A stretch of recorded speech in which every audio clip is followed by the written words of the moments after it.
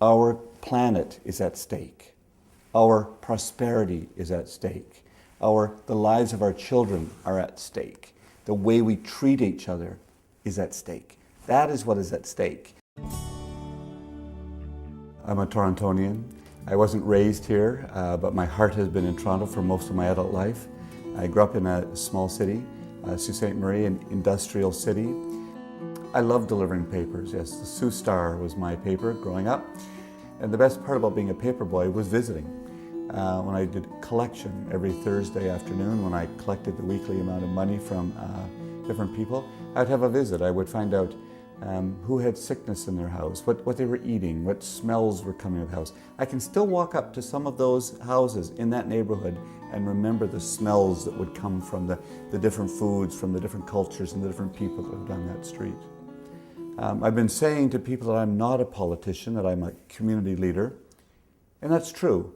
But I also hope over time to redeem that word, to redeem the word politician, to talk about being a statesperson, being someone who's actually bringing people together and trying to understand what's good for the public, what is good for us to share together. I think members of the Liberal Party share the idea that government can be a force and must be a force for good in people's lives. It's not a panacea. Government can't solve every problem, but we're not afraid of using government as an instrument for good. The Conservatives would have you think that the economy and the environment are separate, that to be environmentally sound, to make wise decisions for the planet, is going to cost too much money. It is completely false to think that way. What the Liberal Party is saying is we bring those things together, that it makes good economic sense to be environmentally sound. People somehow think that the Liberal Party are mismanagers of money, and somehow the Conservatives have hens that lay golden eggs. It's just not true. It was Paul Martin that balanced the budget, and it was hard work for Canadians to do that. We took some pain at that time to get our government funding into shape after Brian Mulroney left a financial mess. It's a myth to think that the Conservatives save money and Liberals spend money.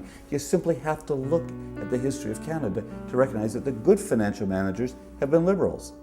We can't afford another 4 years of Stephen Harper. We simply can't afford it. It's not good economics.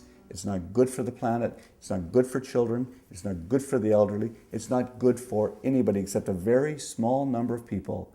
They'll destroy the Canada that we love.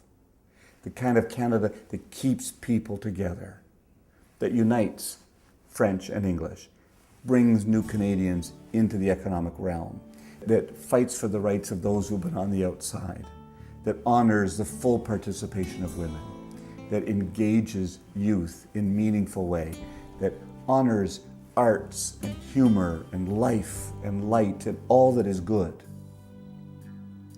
Some people wonder why someone would get involved in politics, why they would engage, and why they would take a couple of months off work and knock on doors and work on literature and work on the kinds of things that go into a campaign.